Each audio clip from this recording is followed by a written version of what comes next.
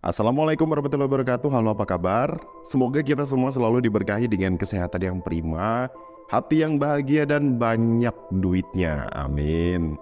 Oh ya guys, hari ini kita mau bahas satu cerita yang unik banget deh. Jadi waktu itu guys, ada seorang ibu muda gitu deh, yang situasinya waktu itu dia itu lagi hamil. Ibu ini kita sebut aja namanya itu Ratih. Nah, pada suatu malam si Ratih ini baru aja pulang dari kontrakan ibunya. Di rumahnya si Ratih itu maksudnya, seharusnya Ratih ini kan sendirian ya karena suaminya itu kan lagi kerja gitu di luar kota. Tapi ternyata si Ratih ini nggak tahu, waktu itu pas dia pulang ternyata suaminya itu udah ada di kamar tidurnya. Lagi tidur pules gitu. Karena nggak mau ganggu tidur suaminya yang kelihatannya sih kayaknya capek banget gitu ya. Akhirnya dia itu ikutan tidur juga di sebelah suaminya. Jadi pelan-pelan Ratih rebahin badannya pas banget di sebelah suaminya. Gak lama kemudian si Ratih ini keinget sama HP-nya guys. Karena kan dari tadi itu bunyi-bunyi terus gitu, kayak ada panggilan gitu yang gak sempet dia angkat. Jadi Ratih ini pun bangun lagi nih nyari-nyari HP-nya yang kebetulan waktu itu juga lagi bunyi gitu. Karena lagi ada yang nelpon. Begitu diambil HP-nya dari dalam tasnya, Ratih ini kaget banget guys. Ternyata nama penelpon yang tertera di layar HP itu adalah nama suaminya. Padahal waktu itu suaminya itu kan lagi tidur gitu kan. Karena penasaran, diangkatlah panggilan itu guys. Halo, halo, Ratih, kamu udah di rumah? Kata suara penelpon itu. Begitu dengar suara itu, si Ratih ini jadi shock banget guys. Karena suara penelpon itu adalah suara suaminya. Nah, kalau yang nelpon ini suaminya, terus yang lagi tidur di kasurnya itu siapa dong? Pelan-pelan Ratih memalingkan pandangannya ke arah kasurnya. Tiba-tiba pria yang ada di atas kasurnya yang tadinya lagi tidur itu ternyata udah bangun guys. Dia tuh diem aja ngeliatin Ratih dengan tatapan dingin. Kamu udah tahu siapa saya ya? Tanya pria yang wajahnya itu tuh mirip banget sama suaminya Ratih. Sambil pria itu tuh menyeringai mengerikan dan mulai berjalan mendekat ke arah Ratih. Saat itu juga Ratih ini menjerit dan pingsan di tempat guys. Nah, kira-kira siapakah sosok pria yang ada di kamar tersebut ya? Dan apa yang akan terjadi dengan Ratih? Kalau kalian penasaran, dan harusnya sih kalian penasaran ya guys ya. Karena itu kalian harus tetap stay tune di channel ini karena akan saya kisahkan cerita ini sampai tuntas.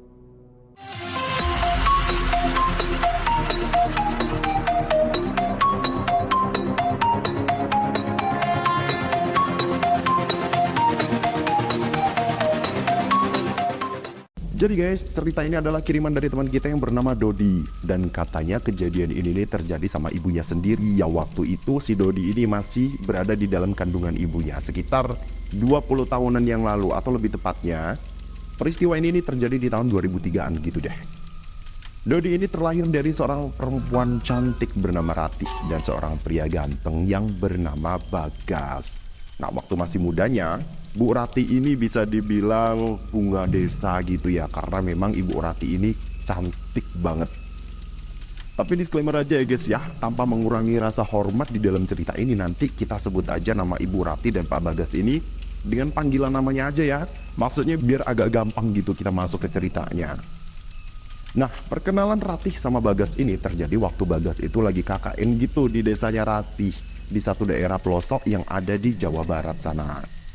Ya hal-hal kayak gini kan lumrah terjadi ya. Biasanya sih mahasiswa yang lagi pengabdian di masyarakat itu tuh biasanya kadang suka cinlok gitu sama pemuda-pemudi setempat.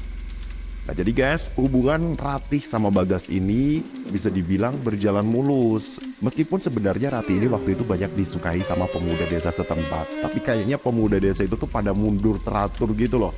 Begitu tahu kalau ada Bagas yang PDKT ke dia. Mungkin mereka tuh kayak ngerasa insecure gitu kali ya. Ya cukup tahu diri lah saingan mereka itu tuh siapa. Jadi guys, Bagas itu selain pinter dan jadi andalan teman-temannya, dia itu juga anak orang kaya guys. Yang jangankan warga setempat, wong temen KKN-nya aja pada sungkan gitu sama dia. Padahal si Bagas ini literally gak pernah pamer-pamer flexing atau apa gitu ya. Cuma kalau misalnya ada program kerja apa gitu dan mereka kurang biaya, ya si Bagas inilah yang nobokin. Istilahnya bisa dibilang hampir 60% biaya program kerja KKN kelompok mereka itu tuh Bagas semua yang biayain. Nah, dari kepribadian Bagas yang menarik ini bisa ditebak lah kalau Rati ini juga jatuh cinta gitu sama Bagas. Jadi kayak gayung bersambut gitu guys. Dan mereka itu akhirnya ya pacaran. Setelah lulus kuliah, Bagas ini langsung dapat kerja yang bagus guys. Karena dia itu tuh kan emang pinter ya. Tapi Bagas ini nggak pakai privilege dia sebagai anak orang kaya gitu buat dapetin kerjaan ini. Jadi dia itu tuh murni dari usaha dia, daftar-daftar kerja kemana-mana gitu. Dan situasi pekerjaan si Bagas ini mengharuskan dia punya mobilitas yang lumayan tinggi guys. Karena dia itu tuh kan kerjanya jadi teknisi IT di salah satu perusahaan pertambangan gitu ya. Sementara itu, Ratih ini juga udah mulai banyak klien yang pakai jasa MUA-nya guys. Jadi walaupun kayak cuma lulusan SMA gitu, tapi Ratih ini ternyata seorang MUA yang handal loh. Saking handalnya ya, dia itu tuh lumayan punya nama lah di kota itu. Jadi dulu itu ceritanya si Rati ini setelah lulus SMA, dia itu tuh ikutan kayak semacam kursus salon gitu guys di kota. Dan mungkin memang karena dia itu ada bakat di situ, jadi hasil riasan dia itu tuh bagus banget. Kliennya itu tuh jadi banyak yang suka. Dan atas dorongan dari para kliennya itulah, akhirnya Rati ini berani memutuskan untuk membuka jasa MUA gitu. Dan untuk menunjang karirnya, Rati ini akhirnya pindah dari desanya ke kota sama ibu dan adiknya.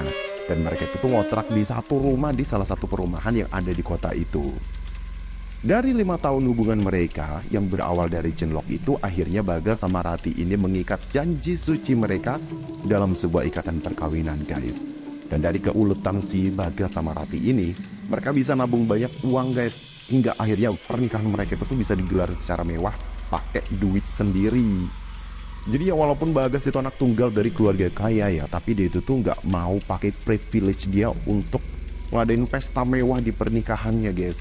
Jadi pesta itu tuh bener-bener mereka gelar dengan modal hasil kerja keras mereka sendiri. Nah setelah menikah, Rati ini diboyong oleh Bagas dari kontrakannya ke rumah orang tuanya Bagas. Di rumah itu mereka ini sempat tinggal selama kurang lebih 6 bulanan gitulah. Karena setelah itu, atas saran teman baiknya Rati yang bernama Fania, Bagas sama Rati ini memutuskan untuk kayak pindah rumah gitu biar mandiri. Nah, Fania ini adalah salah satu temennya Rati di kampung guys, yang waktu itu sengaja dibawa ke kota sama Rati buat dijadiin semacam asisten gitu. Jadi Rati sama Fania ini basically emang udah deket gitu ya dari dulu. Cuma di kota itu si Fania ini nggak tinggal di kontrakan ibunya Rati guys. Si Fania ini dikontrakin di satu kos-kosan gitu, yang lokasinya itu nggak jauh dari tempat kerjanya Rati. Jadi memang Rati sama Fania itu tuh sedekat itu ya, hingga mereka ini sering saling tukar pikiran gitu. Malah yang nyaranin Rati buat pindah rumah dari rumah mertuanya itu tuh ya si Fania ini. Waktu Rati bilang ke Bagas kalau dia itu tuh pengen pindah rumah, si Bagas itu ya fine-fine aja sih. Karena dia itu tuh mikirnya kalau tinggal di rumah sendiri itu kan bisa lebih leluasa dan gak sungkan-sungkan gitu ya. Dan untungnya keputusan ini nih disetujui juga sama kedua orang tuanya Bagas. Tapi semua urusan kepindahan rumah mereka ini dipasrahkan semuanya oleh Bagas ke Rati. Pokoknya kalau Rati cocok ya udah Bagas manut-manut aja. Jadilah mulai saat itu si Rati ini jadi kayak rajin banget buka-buka koran gitu, liatin iklan-iklan nih di rumah yang dijual gitu. Waktu itu iklan-iklan di HP itu tuh belum seheboh sekarang ya guys ya. Jadi kalau mau beli rumah gitu, ya paling lihatnya iklan koran atau datang langsung ke perumahan-perumahan yang dituju. Dari sejumlah iklan yang dilihat Ratih waktu itu, ada beberapa nih yang menurutnya itu tuh cocok gitu buat dia. Tapi setiap dia bilang ke Fania kayak minta pendapat gitu, pasti si Fania itu tuh bilangnya nggak sepakat sama Rati. Entah menurut Fania rumahnya itu tuh dibilang nggak bagus lah secara feng shui, rumahnya itu tuh rawan banjir lah, atau harganya kemahalan lah. Pokoknya ada aja alasan-alasan Fania yang bikin Rati tuh jadi kayak urung gitu beli rumah yang ada di iklan-iklan itu. Ya walaupun pernah juga sih beberapa kali Rati sama Fania ini datang langsung ke beberapa perumahan gitu buat lihat-lihat unit yang dijual. Tapi ya lagi-lagi kayak si Ratihnya itu tuh nggak cocok, atau menurut Fania rumah itu tuh nggak pas buat Ratih, jadinya ya gagal terus. Hingga suatu hari Fania ngabarin Ratih kalau dia itu tuh udah nemu satu rumah yang kayaknya pas dan cocok banget buat Ratih dan Bagas. Jadi diajaklah Ratih ini ke rumah yang ditunjuk oleh Fania itu. Lokasi rumah itu agak keluar kota gitu guys, jadi lumayan sepi daerahnya. Dan karena terletak di dataran tinggi, jadi udara di lingkungan rumah itu tuh lumayan dingin. Suasana kayak gini ini udah yang Ratih banget lah. Jadi Ratih itu kelihatan excited banget waktu diajak ke sini, padahal belum melihat rumahnya loh. Nah, waktu melintasi di salah satu jalan yang menikung, pandangan Ratih ini sempat terpaku sama satu rumah yang lumayan besar, yang lokasinya itu tuh ada di sebelah kanan mobilnya. Yang ternyata mobil mereka ini mengarah masuk ke halaman rumah besar itu. Rumah ini nih bergaya arsitektur Belanda gitu guys. Jadi tipikal bangunan-bangunan jadul yang tinggi-tinggi banget jendelanya itu. Terdiri dari 2 lantai dengan satu balkon kecil di lantai 2 yang mengarah ke jalan raya. Jadi itu tuh tipikal rumah yang diimpikan sama Rati dari dulu. Dan Vania itu ya tahu banget lah seleranya Rati ini kayak gimana. Jadi intinya si Rati ini seneng banget ya guys sama rumah itu. Apalagi pas mobil berhenti di parkiran, si Rati ini udah gak sabar mau keluar dari mobilnya. Sebelum masuk ke teras rumah itu, Vania bilang sama Rati kalau dia itu tuh udah hubungin orang yang disuruh ngurus rumah itu. Dan Vania juga udah nanya-nanya soal harga, surat-surat, dan hal-hal yang berkaitan dengan keperluan jual beli rumah itu. Jadi ini jatuhnya si Rati itu udah tinggal bayar doang gitu ya, karena semuanya itu tuh udah dirundingin semua sama Vania. Dan dia itu tuh udah percaya banget sama Vania. Dan kalau soal harga, pasti Vania ini udah nego harga yang paling bagus lah. Soalnya Vania ini kan tipikal cewek yang jago nego dan gak bakal mau keluarin duit lebih banyak untuk beli-beli sesuatu.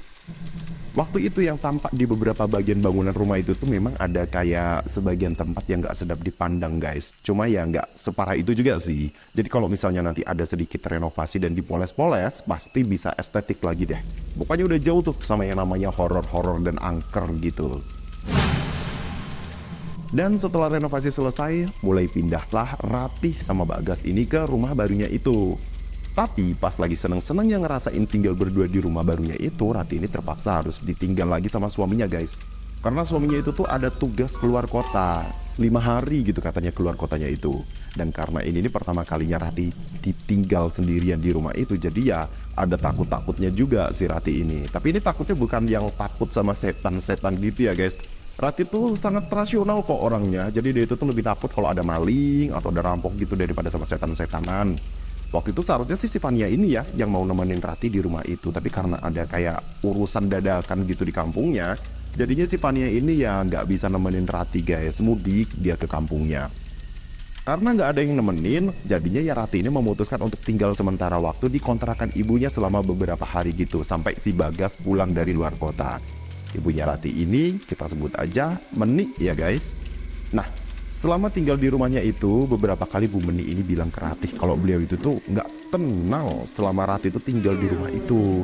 Dan beliau itu tuh juga kayak menyesalkan kenapa Rati beli rumah itu. Yang notabene-nya rumah itu tuh walaupun megah dan mewah, tapi kan jauh dari tetangga-tetangga. Khawatirnya kalau ada maling atau rampok gitu kan susah juga ya. Tapi yang bikin penasaran Rati waktu itu, ibunya itu tuh sempat bilang kalau rumah itu tuh rumah terkutuk. Dan Rati itu tuh gak tahu gimana sejarahnya rumah itu. Makanya walaupun bangunannya megah dan tanahnya lebar, tapi rumah itu tuh dijual dengan harga yang murah banget. Tapi Rati ini selalu menepis pikiran negatifnya itu guys. Dan nganggep kalau semua pendapat ibunya itu tuh ya karena keparnoan ibunya aja sih. Jadi intinya Rati ini masih yakin banget lah sama pilihan Vania. Karena kan si Vania ini pastinya sempat cross check juga ya sebelumnya tentang gimana-gimananya rumah itu. Nah, tepat di hari kelima Rati tinggal di kontrakan ibunya itu, dia ditelepon sama Bagas. Bagas ini ngabarin kalau dia itu tuh mau pulang hari itu juga. Kira-kira sampai rumah itu tuh habis maghrib gitulah. Nah, Rati ini seneng banget dong. Jadi dia itu tuh bilang sama ibunya kalau dia mau pulang ke rumahnya hari itu. Pas tahu kalau Rati mau pulang, Ibu Meni ini sempat halang-halangin Rati gitu. Maksudnya biar Rati ini gak pulang ke rumahnya dulu. Udah si Bagas suruh kesini aja dulu. Kalian berdua kan udah lama gak nginep di kontrakan ibu, kata Ibu Meni. Lain kali aja deh Bu, rumah Rati juga udah 5 hari ini ditinggal. Khawatir juga kalau ditinggal lebih lama lagi, jawab si Ratihnya. Jadi Ibu Meni ini kayak bikin banyak alasan gitu biar Rati itu gak pulang ke rumahnya.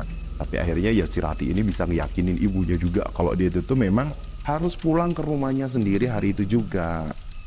Waktu itu yang seharusnya si Rati ini pulangnya siang itu terpaksa mundur guys. Karena ternyata dari pagi sampai sore itu tuh hujan turun deras banget di sana. Dan ada kayak satu pohon tumbang gitu di salah satu ruas jalan yang bikin akses jalan itu tuh ditutup sementara. Jadi Rati itu mengurungkan niatnya pulang nunggu sampai akses jalan itu dibuka lagi. Hingga tepat setelah maghrib, akses jalan pun mulai dibuka guys. Rati bersiap untuk pulang dan untuk yang terakhir kalinya, ibunya Rati ini memohon-mohon ke Rati biar dia itu tuh gak pulang dulu ke rumahnya itu. Tapi Ratinya ya masih ngeyel. Ya sudah, kalau kamu masih bersikeras, tapi ibu minta kamu sama Bagas jaga diri dan perbanyak baca doa. Kamu nggak tahu gimana sejarahnya rumah itu, kata ibunya. Nah, cuma herannya nih, Bu Meni ini nggak mau cerita nih sejarah rumah itu tuh dulunya kayak gimana. Harusnya sih cerita gitu ya, kalau memang bener-bener nggak mau Rati itu pulang ke rumah itu. Tapi ya Rati juga ini kayaknya nggak ada penasaran-penasarannya juga. Jadi ya klop lah itu ibu dan anak pada aneh kayak gitu. Beberapa menit kemudian, Rati ini udah siap nih. Jadi pamitan dia saliman gitu sama ibunya. Adiknya pas itu belum pulang ya, masih di kampus. Mungkin kejebak hujan juga kali, jadinya belum pulang. Dengan disertai rintik-rintik hujan, Rati pun berlari ke arah mobilnya. Begitu mobil dinyalain, dia mulai dada-dada tuh ke ibunya. Waktu mobilnya udah mulai jalan, dilihatnya dari dalam mobilnya, ibu itu lambai-lambain tangan juga. Tapi ini lambaian tangannya itu tuh beda gitu guys. Kayak ibunya tuh teriak apa gitu, cuma nggak kedengeran. Jadinya ya si Rati ini langsung tancap gas aja pergi meninggalkan rumah ibunya itu. Sekitar kurang lebih 45 menit perjalanan, akhirnya Rati pun nyampe nih guys ke rumahnya. Dan kayaknya baru kali itu deh, dia tuh ngerasa kayak ada merinding-merindingnya gitu. Begitu masuk ke halaman rumahnya itu. Nah, pas dibuka pintu rumahnya, ternyata pintu rumahnya itu tuh gak kekunci guys. Alias udah dibuka gitu kuncinya. Rati ini takut banget, khawatir ada maling atau rampok gitu. Jadi pelan-pelan dia masuk ke dalam rumahnya dan langsung lari masuk ke kamarnya. Maksudnya kan kalau udah di dalam kamar gitu kan, bisa dia kunci gitu pintunya dari dalam kamarnya ya. Jadi kalau ada apa-apa gitu setidaknya ya lumayan aman lah. Tapi begitu dia buka pintu kamarnya, alangkah kagetnya Rati ini guys, karena di atas kasurnya itu udah ada Bagas. Ya waktu itu udah tidur. Ini kayak antara kaget sama lega gitu si Rati ini ya. Karena ternyata yang tadi buka kunci pintu rumahnya itu tuh ya si Bagas ini. Karena ngelihat suaminya itu kayak nyenyak banget tidurnya gitu ya, si Rati ini nggak tega bangunin guys. Apalagi waktu dipegang tangannya si Bagas itu tuh dingin banget. Mungkin karena sempat kehujanan juga kali tadi pas di jalan ya, jadi si Bagas itu langsung diselimutin sama Rati. Khawatirnya kan kedinginan gitu kan, kasihan ya.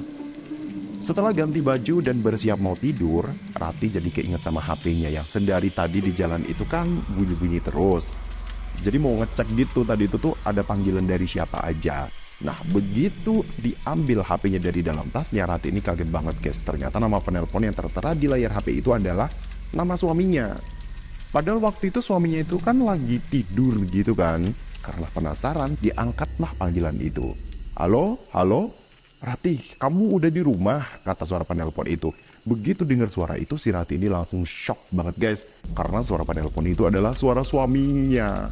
Nah, kalau yang nelpon ini suaminya, terus yang lagi tidur di kasurnya itu siapa dong? Pelan-pelan Ratih memalingkan pandangannya ke arah kasurnya. Tiba-tiba pria yang ada di atas kasur yang tadinya lagi tidur itu ternyata udah bangun guys. Dia tuh diem aja ngeliatin Ratih dengan tatapan dingin. Kamu udah tahu siapa saya ya? Tanya pria yang wajahnya itu tuh mirip banget sama suaminya. Sambil pria itu menyeringai mengerikan dan mulai berjalan mendekati Ratih. Rati pun langsung pingsan seketika guys. Nah sekarang kita bahas dari sisi Bagas ya guys. Jadi pagi itu Bagas kan telepon nih ngabarin Rati kalau hari itu dia mau pulang kan. Yang perkiraannya sih sekitar habis maghrib gitu dia udah nyampe rumahnya. Hari itu perasaan si Bagas ini campur aduk gitu ya guys. Antara seneng tapi kayak ada sesuatu yang ganjel gitu di hati dia. Kayak yang gak tenang gitu lah perasaan dia hari itu. Bahkan sampai dia udah naik travel nih pas sorenya itu, dia itu tuh masih kayak gak tenang gitu perasaannya. Ditambah lagi waktu itu kan hujan deras gitu ya. Jadi ada beberapa titik banjir di jalanan yang memang ini bikin mobil yang dia tumpangin itu tuh harus muter-muter gitu nyari jalan yang aman dari banjir. Jadi ya memang agak telat juga nyampe rumahnya. Perkiraan awal yang tadinya itu tuh kayak abis maghrib itu harusnya udah nyampe rumah, itu udah masuk isya, dia itu tuh masih ada di jalan. Dan pada waktu itulah HP Bagas ini bunyi yang ternyata panggilan itu berasal dari ibunya Ratih, alias ibu mertuanya Bagas. Ibu Meni ini nanya Bagas posisi dia itu tuh udah di mana. Nah, Bagas bilang kalau kira-kira masih setengah jaman lagi baru nyampe rumah. Tahu kalau Bagas belum nyampe rumah, Bu Meni ini malah nangis histeris guys. Di tengah-tengah isak tangisnya itu tuh Bu Meni ini bilang kalau Rati itu dalam bahaya katanya. Soalnya beliau itu lihat tadi pas Meni dada-dada di dalam mobilnya waktu si Meni pamitan, Bu Meni ini nih lihat ada sosok bayangan hitam gede yang duduk di bangku belakang mobilnya Ratih. Makanya tadi itu Bu Meni itu kan sempat kayak dada-dada kayak sambil teriak gitu ya. Tapi Ratih itu nggak ngeh kalau waktu itu ibunya lagi ngasih tahu dia kalau ada sesuatu di dalam mobilnya. Nah, Bagas yang tahu cerita ibu mertuanya itu langsung panik guys. Dia tuh nyuruh sopir travelnya itu tuh buat ngebut gitu biar cepet nyampe rumah. Soalnya dia tuh khawatir banget sama keadaan istrinya waktu itu. Sambil coba berkali-kali telepon Ratih, tapi sayangnya panggilan telepon itu tuh nggak diangkat sama Ratih. Situasi kayak gitu tuh udah justru bikin si Bagas malah tambah khawatir gitu guys sama Ratih. Hingga beberapa menit kemudian panggilan teleponnya itu tuh diangkat oleh Ratih. Dan nggak tahu apa yang terjadi, tanpa jawab sepatah kata pun, tahu-tahu si Ratih itu pingsan. Nah, waktu Ratih pingsan itu kan panggilannya belum terputus ya. Waktu itulah si Bagas ini sempat dengar suara laki-laki tertawa di seberang telepon. Tapi kata Bagas suaranya ini berat banget, bukan kayak suara manusia, tapi mirip-mirip ke suara monster. Untung aja waktu itu posisinya si Bagas ini udah deket ya sama rumahnya. Begitu mobil sampai di depan rumah, Bagas langsung keluar dari mobil dan lari masuk ke dalam rumahnya. Si Bagas ini bawa kunci rumahnya sendiri ya, jadi walaupun pintu udah dikunci sama Ratih, dia itu masih bisa buka pintunya. Begitu pintu kebuka, langsunglah Bagas masuk ke dalam kamarnya. Dan begitu dia buka pintu kamarnya, alangkah kagetnya Bagas ini guys. Karena di dalam kamarnya itu, dia lihat istrinya itu lagi dibopong sama sosok yang mirip banget sama dirinya. Jadi mulai dari badan sama wajah itu tuh mirip semua sama Bagas. Dan begitu makhluk itu tuh lihat Bagas di pintu kamar, tiba-tiba makhluk itu tuh menghilang seketika dan tubuh Ratih pun langsung jatuh di atas kasur. Jadi tadi tuh mungkin si makhluk itu tuh lagi bopong Ratih yang udah pingsan di lantai dan kayak mau ditaruh di kasur gitu kali ya. Yang untung aja Bagas ini keburu dateng. Coba kalau enggak, aduh, entah mau diapain si Ratih itu. Soalnya kan karena kita pernah denger cerita kan ya, ada kayak sosok jin yang nyaru jadi suami orang gitu terus ngajakin wik-wik you. Waktu itu Bagas langsung coba ngebangunin Ratih dari pingsannya guys. Berbagai cara Bagas coba, mulai dari olesin minyak, kakinya Ratih dinaikin ke bantal sampai nempuk-nempuk pipinya Ratih. Tapi Ratih itu nggak bangun-bangun dari pingsannya. Dan karena saking takutnya kalau kenapa-napa, Bagas ini pun telepon ibu mertuanya guys. Dia ngasih tahu apa yang barusan dia alami di rumah itu. Waktu ditelepon, ibu Meni itu tuh langsung nyuruh Bagas buat bawa Ratih pergi dari rumah itu sekarang juga. Bawa Ratih ke rumah ibu sekarang nak. Kalau kalian masih di sana, nyawa Ratih bisa terancam. Pulang ke kontrakan ibu sekarang juga, nanti ibu kasih tahu semuanya, kata Bu Meni gitu. Gak pakai lama, Bagas pun langsung membopong Ratih dan memasukkannya ke dalam mobilnya. Dibawanya Ratih menuju ke kontrakan ibu mertuanya. Hingga 40 menit kemudian, setibanya di rumah ibu Meni, ternyata Bagas sama Ratih ini udah ditungguin sama ibu dan adiknya Ratih. Ayo cepat bawa masuk, kata Bu Meni ke Bagas. Langsung dipopongnya Ratih dan diletakkan di atas sofa ruang tamu. Bu Meni langsung lari nih ke dapur, ngambil kayak segelas air gitu. Terus air dari gelas itu tuh diusapin ke mukanya si Ratih. Setelah Bu Meni mengusapkan air dari gelas itu ke wajah Ratih, mendadak Ratih tersadar dari pingsannya dan menjerit histeris. Apalagi waktu dia lihat di depannya ada Bagas, dia tuh langsung kayak mendorong tubuh Bagas gitu saking takutnya. Jadi sempat kayak ada adegan tarik dorong gitu antara Ratih sama Bagas ini guys. Yang untungnya Bu Meni itu tuh langsung menengahi dan ngasih pengertian ke Ratih kalau sosok Bagas yang ada di depannya itu ya adalah sosok Bagas yang sebenarnya. Jadi akhirnya ya peluk-pelukan gitu guys, Bagas sama Ratih ini. Setelah tenang, Ratih ini pun bilang guys kalau dia itu tuh baru aja mengalami satu hal yang mengerikan yang gak pernah dia bayangin sebelumnya. Jadi kata Ratih, setelah dia pingsan itu, perasaan dia itu tuh kayak gak pingsan gitu guys. Yang dirasain Ratih waktu itu, sosok yang mirip sama suaminya itu tuh langsung membopong dia naik ke atas udara dan dengan tiba-tiba melemparkan tubuh Ratih itu ke dasar jurang. Cuma anehnya, begitu sampai di dasar jurang, tubuh Ratih ini kayak ketahan sama sesuatu gitu yang ternyata sesuatu itu adalah tangan-tangan hitam berkuku panjang yang menarik tangan dan kakinya Ratih ke segala arah. Jadi kayak tubuhnya Ratih itu jadi rebutan gitu oleh tangan-tangan hitam itu. Sampai akhirnya di tengah-tengah rasa sakitnya itu, tiba-tiba ada guyuran air yang membasahi wajahnya. Dan seketika itu juga Ratih ini seperti terangkat lagi ke udara dan tiba-tiba aja udah tersadar dan udah berada di kontrakan ibunya. Dari cerita Ratih itu, ibu Meni ini langsung menghubung-hubungkan hal yang dialami oleh anaknya itu dengan kejadian yang beliau alami beberapa tahun yang lalu. Jadi guys, gini ceritanya. Dulu itu sekitar 10 tahunan yang lalu, waktu si Ratih itu masih berumur 15 tahunan, ayah sama ibunya Ratih ini sempat kayak ada utang gitu ke satu rentenir di desanya. Jadi kan ada satu orang nih, ya kita sebut aja dia itu bernama Pak Bagong. Nah, Pak Bagong ini bisa dibilang orang yang paling kaya gitu di desanya Ratih itu. Nah, usianya waktu itu udah sekitar 60 tahunan gitu ya, tapi istrinya itu ada banyak. ada sekitar 5 atau 6 orangan gitu. Tapi sebenarnya dari sekian banyak istrinya itu yang paling dipenuhi kebutuhannya sama Pak Bagong ini ya cuma istri pertamanya, yang kita sebut aja namanya itu tuh Bu Yayu. Dari pernikahannya dengan Bu Yayu ini, mereka itu dikaruniai seorang anak perempuan. Dan anak ini kesayangan Pak Bagong banget lah. Jadi anak emas gitu kali istilahnya ya. Dan mungkin itulah salah satu alasan kenapa Pak Bagong ini kayak ngebeda-bedain gitu sikapnya ke istri-istrinya dan anak-anaknya yang lain. Jadi istri kedua dan seterusnya itu tetap dinafkahi sama Pak Bagong. Cuma yang ngasih nafkahnya itu tuh ya ala kadarnya aja. Dan mungkin hal inilah yang bikin para istri muda Pak Bagong itu kayak sakit hati gitu. Dan sempat menghasut Pak Bagong untuk istilahnya kayak mengusir Bu Yayu dari desa itu. Dan karena terhasut oleh fitnahan para istri mudanya itu, maka diusirlah Bu Yayu dari desa itu guys. Tapi Pak Bagong ini masih punya perasaan kok guys. Jadi Bu Yayu ini sama anaknya ini masih dikasih kayak satu tempat tinggal gitu, berupa satu rumah mewah yang ada di dekat kota. Cuma anehnya ya, setelah Bu Yayu ini diusir dari kampung itu tuh mendadak loh para istri mudanya Pak Bagong itu tuh pada ganti-gantian sakit keras gitu. Malah ada yang sampai meninggal juga loh. Di lingkungan tempat tinggalnya Pak Bagong ini terkenal baik banget. Jadi kalau ada warga yang lagi kesusahan gitu ya Pak Bagong ini rajin banget bantuin kayak ngasih duit atau ngirim makanan apa gitu. Dan di kampung itu misalnya ada orang butuh duit, itu minjemnya ya ke Pak Bagong ini guys. Tahun demi tahun pun berlalu guys. Waktu itu si Rati ini udah mau lulus SMA. Cuma dia itu tuh terancam gak bisa ngikut ujian akhir karena ada banyak tunggakan di sekolahnya.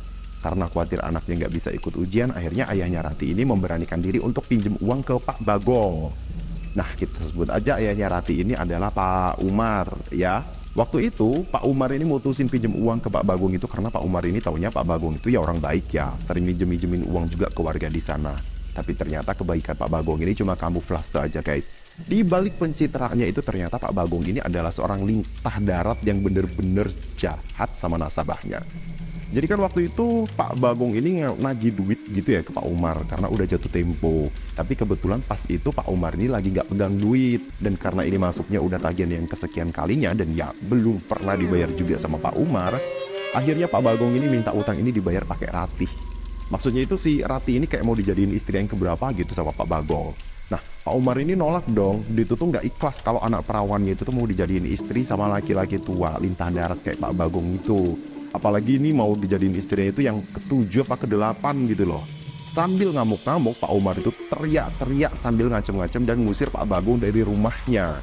Nah Pak Bagong yang ternyata ada riwayat sakit jantung itu langsung kena serangan jantung saat itu juga guys. Dan akhirnya ya meninggal di TKP. Tapi untung aja waktu itu ada beberapa warga gitu ya yang sempat lihat keributan itu. Jadi mereka ini menyaksikan dengan mata kepala mereka sendiri kalau meninggalnya Pak Bagong itu tuh ya karena serangan jantung, bukan karena dianiaya sama Pak Umar. Hingga beberapa bulan setelah meninggalnya Pak Bagong, Ibu Yayu ini balik lagi ke kampung itu guys. Karena kan sepeninggalnya Pak Bagong, dia itu udah nggak dapat pemasukan lagi ya. Yang biasanya kan setiap minggunya itu tuh Bu Yayu ini kan rutin didatengin Pak Bagong nih dan dikasih duit gitu. Nah setelah Pak Bagong itu meninggal, ya udahlah nggak ada lagi sumber pendapatan yang dia dapet. Mana biaya hidup di rumah mewahnya itu kan lumayan mahal ya. Tapi waktu itu anaknya itu tuh dia tinggal sendirian di rumah mewahnya itu guys. Karena kan anaknya itu tuh masih sekolah juga di sana. Di kampung ini, Bu Yayu ini buka praktek kayak pengobatan tradisional gitu guys.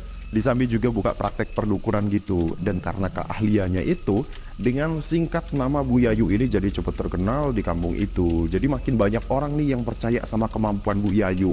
Sampai-sampai Bu Yayu itu nge-hire satu orang kepercayaan gitu buat bantu-bantu dia.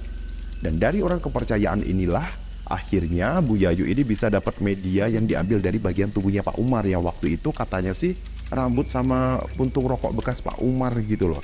Dan dari kedua benda itu, ritual penyantetan terhadap Pak Umar pun dimulai guys. Jadi ternyata Bu Yayu ini kayak masih dendam gitu sama Pak Umar. Jadi mungkin bisa dibilang misi dia balik ke kampungnya itu lagi sih kayaknya ya, selain buka praktek perdukunan ya dia itu tuh mau nyantet Pak Umar sih. Cuma karena neneknya Rati dari garis Ibu Meni ini adalah keturunan orang yang salihah dan bisa dibilang sakti, akhirnya Pak Umar pun dapat dengan mudah disembuhkan olehnya. Malah sejak Pak Umar ini sembuh dari santetnya itu, Bu Yayu ini jadi sering sakit-sakitan dan balik lagi ke rumah mewahnya yang ada di kota itu. Karena sakitnya itu semakin parah, jadinya Bu Yayu ini kayak berwasiat gitu ke anaknya. Yang dia itu tuh bilang kalau ayah sama ibunya itu jadi begini, maksudnya si Pak Bagong sama Bu Yayu ini nih karena keluarganya Ratih guys. Jadi intinya dia itu tuh minta anaknya itu buat balas dendam gitu. Setelah akhirnya Bu Yayu itu meninggal, anaknya itu pun dikasih semacam kayak surat wasiat yang isinya itu adalah semacam petunjuk tentang bagaimana si anak itu tuh bisa balas dendam ke keluarga Ratih. Dari tulisan itu disebutkannya anak itu tuh harus mendekati Ratih karena kan mereka itu seumuran gitu ya, dan dibuat gimana caranya agar Ratih sama keluarganya itu bisa tinggal di rumah mewah peninggalan Pak Bagong itu. Nah, di dalam rumah itu udah diberi semacam sesajen untuk para jin yang dulu pernah bantuin Bu Yayu waktu pas dia jadi dukun itu untuk menjadikan rumah itu sebagai kerajaan mereka, kerajaan jin maksudnya. Dan nantinya ketika Ratih dengan keluarganya menempati rumah itu, mereka itu akan dibikin sakit dan gila sampai anak keturunannya oleh para jin penunggu rumah itu. Di surat itu juga menyebutkan kalau anaknya itu tuh harus segera pergi dari rumah itu karena rumah itu tuh berbahaya kalau ditempati. Dan waktu rumah itu kosong, yang ngurus rumah itu tuh ya mantan asistennya Bu Yayu dulu waktu dia buka praktek jadi dukun. Akhirnya anak itu kembali ke kampungnya Ratih guys, menempati satu rumah peninggalan Pak Bagong. Sejak saat itulah anak itu mulai mendekati, berkenalan hingga akhirnya berteman baik dengan Ratih. Dan nama anak itu adalah siapa? Fania. Nah, Ratih sama Bagas yang denger cerita ini dari ibunya itu tuh semacam kayak nggak percaya gitu guys. Tapi karena Ibu Meni itu bisa meyakinkan mereka, akhirnya mereka berdua itu percaya juga. Awalnya ibu ini juga nggak percaya nak kalau Ratih setega itu. Tapi setelah ibu ini sempat dapat SMS nyasar dari Ratih, barulah ibu percaya, kata ibunya. Jadi adiknya Ratih ini pernah nih suatu hari dapat SMS nyasar gitu dari Fania yang isinya itu bilang begini, Ratih masuk perangkap kita, Wak tolong bersihkan rumah hari ini, besok kami mau cek kondisi rumah, setelah ini bapak sama ibu tenang di alamnya. Gitu isi SMS-nya guys. Tapi kayaknya si Fania ini nggak nyadar dia kalau isi SMS-nya itu tuh nyasar ke adiknya Ratih. Setelah semua kepingan cerita ini terangkai dan dinilai sudah masuk akal, akhirnya dengan emosi yang meluap-luap Ratih langsung menghubungi Fania guys. Tapi setelah berulang kali panggilan telepon itu nggak diangkat sama Fania, yang ada malah pesan dari Fania masuk ke HP Ratih dengan isi pesan yang singkat, padat, dan jelas. Isi SMS itu adalah mampus kalian sekeluarga. Gitu guys. Ternyata beneran si Fania sejahat itu ya guys. Beberapa tahun kemudian setelah kejadian ini, Fania ini udah hilang gak jelas di mana kabarnya. Rumah mewah yang baru Ratih sama Bagas beli itu dibiarkan terbengkalai begitu aja guys. Dan mereka itu ya akhirnya balik lagi tinggal di rumah orang tua Bagas. Karena ayahnya Bagas itu tuh meninggal, jadi ibunya Bagas itu sendirian gak ada yang nemenin. Ceritanya bener-bener epic ya. Kesel juga gak sih sama si Fania itu? Well, itulah tadi guys, satu cerita yang lumayan mind blowing banget ya. Mungkin gimana sih pikirannya? Istilahnya kita punya teman baik ternyata sejahat itu. Mungkin kamu semuanya punya cerita-cerita sejenis atau yang semacamnya. Kamu bisa kirim ya ke DM email kami. Jadi nanti bisa kami ceritakan ya di sini. Jadi kita nikmati cerita kalian bersama-sama. Well, akhirnya kayaknya sampai di sini dulu ya kebersamaan kita di hari ini. Saya Abara 2 pamit undur diri. Salam.